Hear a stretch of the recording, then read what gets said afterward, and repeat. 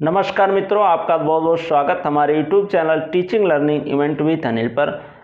मित्रों, आज आइए इस वीडियो में पढ़ेंगे समीकरण तथा सर्वसमीका का अर्थ। चैप्टर का नाम है, आपके डीएलएड सेकंड सेमेस्टर गणित के पाठ्यक्रम में टॉपिक दिया गया है। छठा यूनिट है आपका, ठीक। समीकरण तथा सर्वसमीका का अर्थ, उसके अंतर्गत हम पढ़ेंगे आज समीकरण के बारे में। समीकरण होता क्या है, ठीक, और कैसे बनता है, इसको देखेंगे। समीकरण होता क्या है, अर्थ उसका क्या है, ठीक, समीकरण की परिभाषा और समीकरण का एग्जाम्पल और समीकरण बनता कैसे है, ठीक। और नेक्स्ट वीडियो में हम देखेंगे सर्वसमीका का अर्थ। पहले समीकरण आप जान लीजिए, उसके बाद से सर्वसमीका भी आप लोग जान जाएंगे। एक ही साथ दोनों पढ़ने में कन्फ्यूजन होता है, तो आज केवल हम जानेंगे समीकरण किसे कहते हैं, ठीक, इक्वेशन किसे कहा जाता है, इसके बारे में आज अध्ययन करेंगे।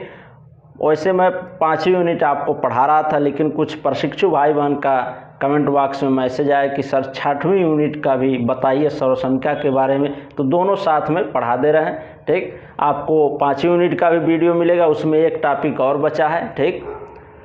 पूर्णांक संख्या का जोड़ हो गया, घटाना हो गया है, गुणा और भाग बचा है, वही बताना, ठीक। योज्य प्रतिलोम और गुणन प्रतिलोम, उसके बाद से चैप्टर फिनिश होगा। तो उसके साथ साथ मैं इसका भी आपको शैक्षिक वीडियो प्रदान इधर करता रहूँगा, आप लोग तैयारी अच्छे से करते रहिए। तो आइए आज इस वीडियो में पढ़ते हैं। और जो भी प्रशिक्षु भाई बहन चैनल पर नए हैं, चैनल को सब्सक्राइब अवश्य कर लें। यहाँ पर आपको डीएलएड के समस्त पाठ्यक्रम से शैक्षिक वीडियो प्रदान किए जाते हैं, तो आप एक अच्छी तैयारी के लिए हमारे यूट्यूब चैनल को सब्सक्राइब अवश्य करें और सरल भाषा में गणित को पढ़ने के लिए। आइए आज पढ़ते हैं समीकरण का अर्थ। समीकरण किसे कहते हैं, इसको देखेंगे। चैप्टर का नाम है समीकरण तथा सर्वसमीका का अर्थ, जिसमें हम आज जानेंगे समीकरण का अर्थ, ठीक। तो यहाँ पर मैं लिख रखा हूँ परिभाषा इसकी, देखिए, इसी के माध्यम से हम चीज़ों को समझेंगे। समीकरण प्रतीकों की सहायता से व्यक्त किया गया एक गणितीय कथन है जो दो वस्तुओं को समान अथवा तुल्य बताता है, ठीक। ये है डिफिनीशन आपका।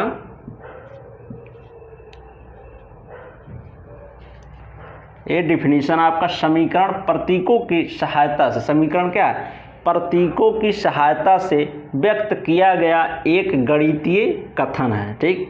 एक स्टेटमेंट है, ठीक, किसका, प्रतीकों की सहायता से व्यक्त किए गए, ठीक, गणितीय कथन का स्टेटमेंट एक है जो दो वस्तुओं को समान अथवा तुल्य बताता है, जो किन्हीं दो वस्तुओं के बीच में इक्वलिटी को बताता है, इक्वल को बताता है कि इतना प्लस इतना बराबर इतना, यानी दोनों में समानता को ये प्रदर्शित करता है, ठीक। यही होता है समीकरण का अर्थ। अब एग्जाम्पल देखते हैं कैसे इस चीज़ को प्रदर्शित करता है।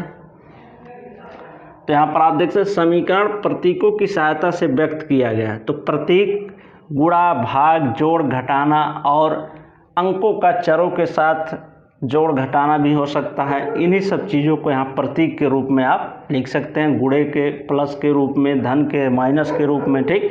जैसे यहाँ पर लिखा है 4x + 5 = 7, ये आपका समीकरण है, ठीक।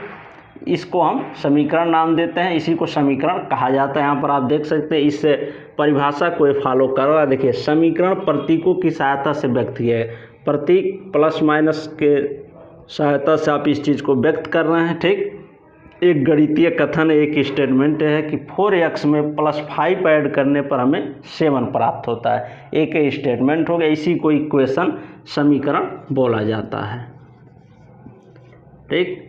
तो एक इसी को कहते हैं समीकरण। ये जो क्या है, दो वस्तुओं को समान अथवा तुल्य बताता है। क्या समान ही तो बता रहा है, ठीक। जैसे 4x + 5 है बराबर 7, यानी 4x + 5 को जोड़ने पे इक्वल 7 के होंगे, ठीक। तो दोनों के बीच में कहीं ना कहीं ये क्या दिखा रहा है, इक्वल दिखा रहा है, बराबर या समानता या तुल्यता की चीज़ों को ये प्रदर्शित कर रहा है। इसी को हम कहते हैं समीकरण, ठीक। और समीकरण में एक या एक से अधिक भी चर हो सकते हैं, ये ध्यान रखिएगा। जैसे 3x + y = z, ठीक, ये भी आपका समीकरण हो सकता है, +2 अगर हो जाए, ठीक। तो ये ऐसे भी आपको समीकरण देखने को मिल सकता है। तो आप लोग घबराइएगा नहीं कि ये समीकरण है कि सर्वसमीका, तो ये समीकरण ही है। समीकरण में क्या है, एक से अधिक चर भी हो सकते हैं, और चर का मतलब आपको मैंने दूसरी या तीसरी यूनिट में जब पढ़ाया था, ठीक, तो वहाँ पर बताया था चर और अचर राशियाँ। तो चर राशियाँ ही एक्स वाई जेड होती हैं, ठीक। तो जो चर है एक्स चाहे वाई या जेड, ये सब क्या है, एक से अधिक भी हो सकते हैं समीकरण में, ठीक। ये ध्यान रखिएगा, इससे घबराने की जरूरत नहीं है। इसी तरह से आपका समीकरण बनता है, ठीक। 3x प्लस वाई बराबर जेड प्लस 2, ठीक। अब इसको अगर कैसे, तो मान लीजिए 3x है, ठीक, यहाँ पर एक गोला है, ठीक, 2 गोला और 3 गोला, यहाँ सटे सटे लिखे हैं, ठीक। एक एक्स इसमें है, एक एक्स इसमें है मान लीजिए, और एक एक्स यहाँ पर है, ठीक। तो ये क्या हो गया, एक एक्स तीनों का आपस में गुणा, ये क्या हो गया, ये 3x यहाँ पर है, ठीक। और इसमें हम प्लस कर दें एक y का यहाँ पर, ठीक, बराबर z प्लस 2। मान लीजिए 2 गोले थे z के,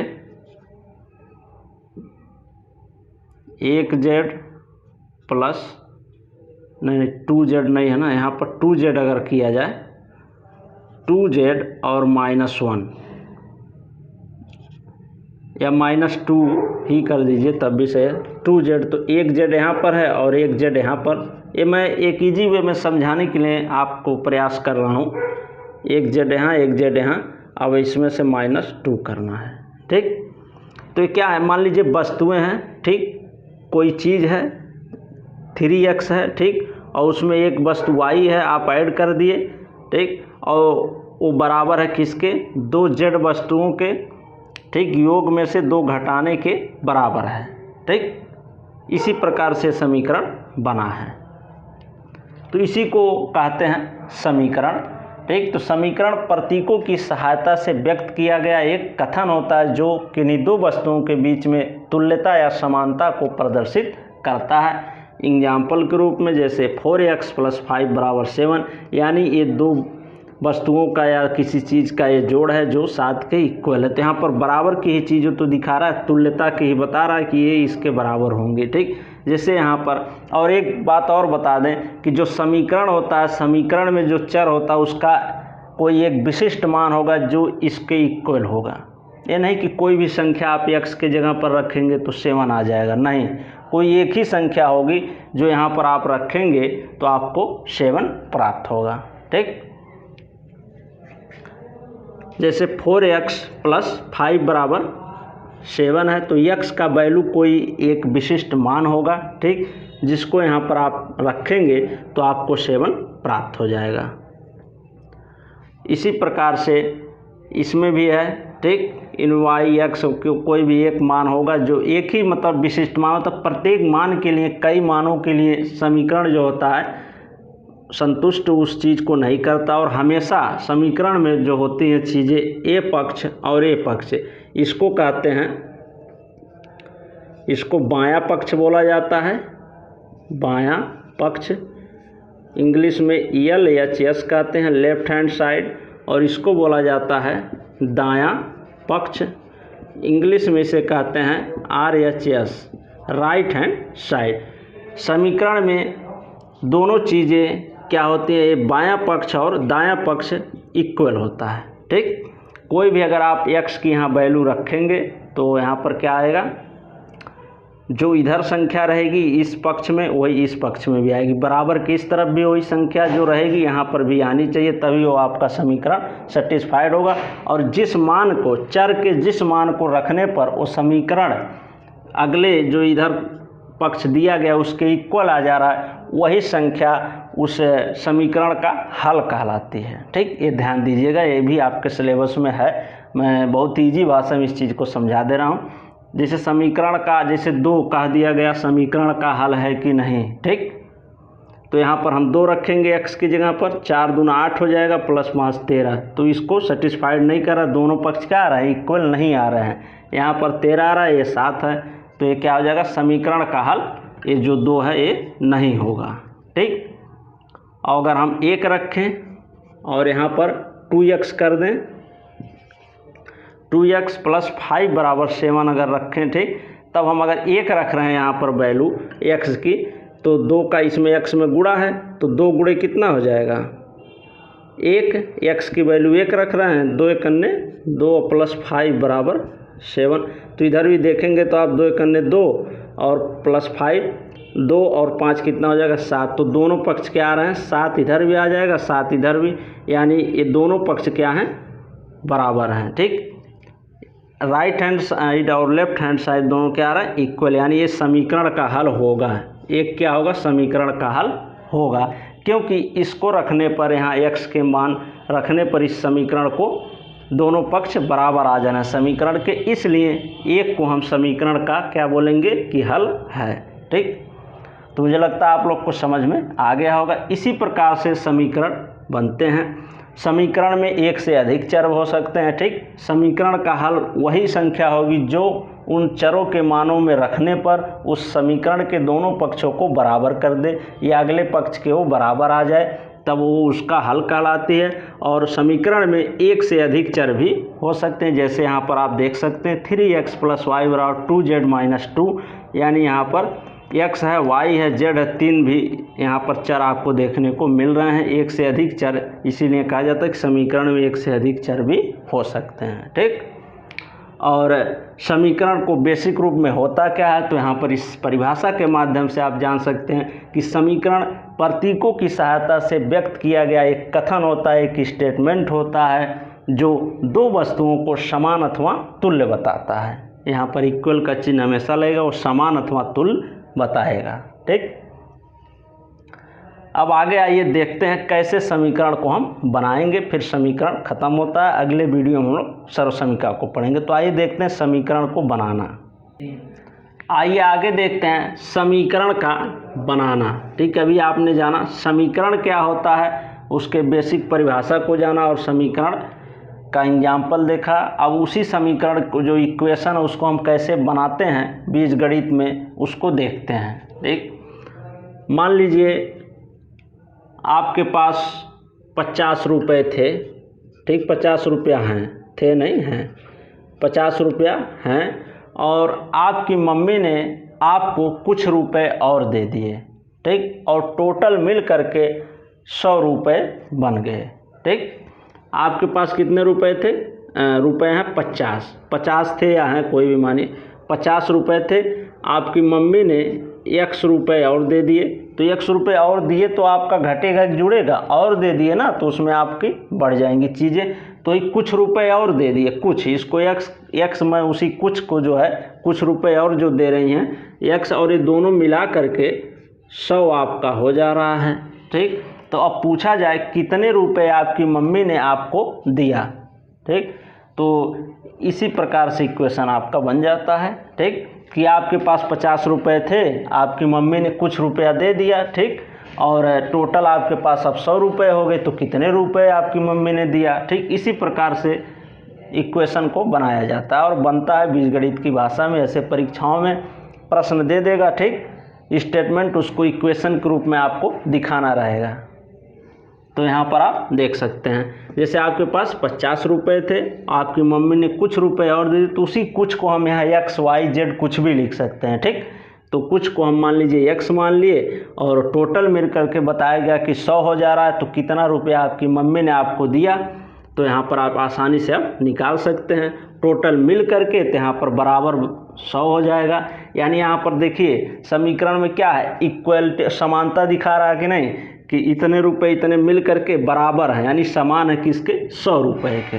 ठीक, तो समीकरण की जो परिभाषा है यहाँ पर पूर्णतः फॉलो हो रही है। ठीक, इसी को समीकरण कहा जाता है और ऐसे बनता है। ठीक, ये दो क्या है, दो संख्याओं के कथनों का गणितीय रूप है। यहाँ पर आप देख सकते हैं कि ठीक 50 रुपये थे, कुछ रुपए आपको और दे दिया गया, तो उनका क्या एक गणितीय यहाँ पर संयोग तो देखने को मिल रहा है। ठीक, योग की क्रिया का प्रतीकों के माध्यम से, योग के प्रतीक के माध्यम से आप दिखा रहे हैं। ठीक, इस संबंध को 50 और कुछ जो संख्या x को। ठीक, तो वही चीज़ है, परिभाषा यहाँ पर पूर्णतः फॉलो हो रही है कि किन्हीं दो जो संख्याएं उनके गणितीय रूप के कथन को ठीक दिखाना, और आपस में उन दोनों कथनों के जो स्टेटमेंट है एक प्रतीक के माध्यम से जो आप दिखा रहे हैं, उनमें समानता या तुल्यता को दिखाना ही समीकरण कहलाता है। ठीक, तो यहाँ पर वही चीज़ हो रहा है 50 + x बराबर 100, यानी बराबर यहाँ समानता की बात दिखाई जा रही है। ठीक कि 50 रुपया और प्लस कुछ रुपया जो आपको मम्मी ने आपको दिया मिला करके 100 हो रहा है। ऐसे ही समीकरण बनता है। अब इसमें पूछा है कितने रुपए दिए, तो यहाँ से आप x की वैल्यू निकाल लेंगे तो आपको मालूम चल जाएगा कि आपकी मम्मी ने जो कुछ रुपया दिया था वो कितना दिया था। ठीक, तो x बराबर यहाँ पर हो जाएगा 100। और आप जानते हैं जब इक्वल के इस तरफ के चीज़ें इस तरफ जाती हैं, बराबर की इधर से इधर आती हैं, इधर से इधर, तो उसका साइन जो होता है संख्या का बदल जाता है। यहाँ पर कुछ नहीं लिखा 50 के आगे तो +50 माना जाएगा। ठीक, और इस साइड में जाएगा तो -50 हो जाएगा। ठीक, x इधर है, x का वैल्यू निकालना, तो इसको x को हमेशा जिसकी वैल्यू निकालनी रहती है उसको हमेशा लेफ्ट हैंड साइड यानी बायां पक्ष में रखते हैं। यहाँ पर x बराबर आपका हो जाएगा 100 में से 50 जाएगा 50, यानी आपकी मम्मी ने जो कुछ रुपया दिया था वो कितना दिया था 50 रुपया, यही आपका आंसर हो जाएगा। अब इस 50 को यहाँ पर आप रखेंगे इक्वेशन में तो इसके इक्वल आना चाहिए। ठीक, परिभाषा में मैंने ये चीज़ भी बताया कि जो x की वैल्यू रहेगी इस समीकरण में रखने पर अगले पक्ष के बराबर आ जाएगी। ठीक, तो वो भी यहाँ पर फॉलो कर रहा है। देखिए x का 50 मान आया, 50 यहाँ रखेंगे, 50 50 100 हो जाएगा, यानी ये पूर्णतः समीकरण को फॉलो कर रहा है परिभाषा को, और इसी तरह से समीकरण का निर्माण होता है। ठीक, ऐसे कुछ भी संख्याएं दी जा सकती हैं कि आपके पास कुछ किताबें थीं और उसका 3 गुना, उसके 3 गुने से 2 अधिक किताब राम के पास थी। ठीक, ऐसे 2 लोगों का लेकर के बना दे सकता है कि आपके पास x किताब थी और इसका 3 गुना श्याम के पास है, यानी 3x + 3x उसके पास है, और दोनों का जोड़ करके 40 हो रहा है, तो x + 3x बराबर 40 हो गया। ठीक, तो अब ये पूछ लिया जाए कि दोनों के पास कितनी किताबें हैं। ठीक, तो x आपके पास थी, आपके 3 गुना किसके पास हैं, राम के पास हैं। ठीक, और दोनों लोग की किताबों को मिला करके कुल 40 हैं, तो कितनी है, तो x यहाँ वैल्यू निकाल लीजिए। समान राशियाँ हैं, समान चर हैं, जुड़ेंगे आपस में, तो x 3x और 1x 4x हो जाएगा बराबर 40, तो x बराबर 10 आ जाएगा। यहाँ पर आप जानते हैं जब इस साइड में जाएगा तो 40/4 हो जाएगा। ठीक, यहाँ पर एक गुणा है 4, तो इधर आएगा भाग हो जाएगा, बराबर के इस तरफ कट जाएगा, 4 × 4 4 10 में 40।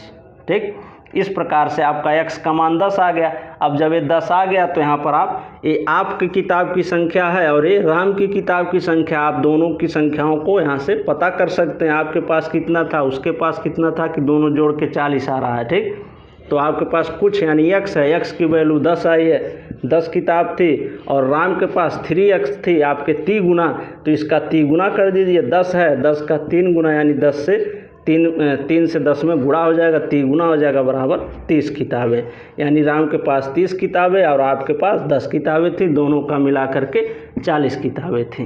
ठीक, तो इसी प्रकार से एक समीकरण का यहाँ पर देखिए रूप ले रहा है, और यहाँ पर भी आप समझ सकते हैं कैसे समीकरण बनता है। तो ऐसे इबारती प्रश्नों के माध्यम से आपके सिलेबस में, आपके पाठ्यक्रम में, परीक्षा में प्रश्न पूछ लिए जाते हैं, तो इसको भी जानते रहिए कैसे समीकरण बनता है और समीकरण होता क्या है। ठीक, मैंने एग्जाम्पल की सहायता से, परिभाषा की सहायता से आपको पूरा समझाने का प्रयास किया। मुझे आशा है, मुझे लग रहा है आप लोग चीज़ों को समझ गए होंगे। तो अगर वीडियो अच्छा लगा हो तो लाइक अवश्य करें और अन्य प्रशिक्षु भाई बहन के पास भी शेयर कर दें। ठीक, जिससे सभी लोग एक अच्छी तैयारी, एक आसान भाषा में गणित पाठ्यक्रम को पढ़ सकें DLED सेकंड सेमेस्टर के।